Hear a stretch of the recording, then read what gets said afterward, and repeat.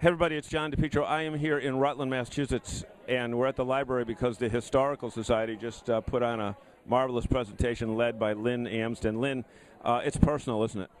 It is personal because, first off, my sister was born on that day. My mother was in the hospital delivering her. And our house on Main Street down by the rural cemetery had some damage to it, and my father was part of the response team, being a kind-hearted man. Now, this was a standing room only crowd, and everybody in a small town, everybody knows everybody, and that is really special. It is special, and there's more intimacy with sharing the stories like we heard tonight. You know, people were really willing to share their family stories of the 1953 tornado. And there were a few people that were kind of teary-eyed when they were speaking. Yes, because they lived through it, or their family or their parents lived through it, or they knew someone that had passed because of it.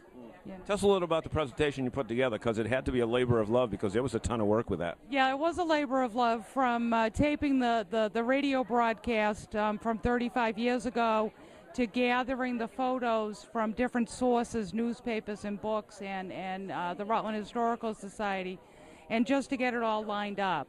But when you see it together, it's such a powerful presentation that...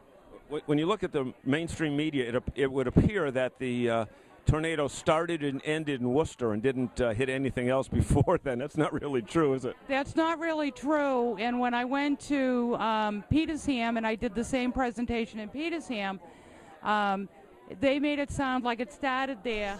It's been a long time there, and then it eventually got to Worcester. So it depends on what your community you're with and what their story is and what they lived through, you know. And it's kind of interesting because I have done different towns where the tornado passed through. So their stories are way different. So maybe we'll all be back in 15 years for the 75th. Well, we could. If we're lucky. If we're lucky.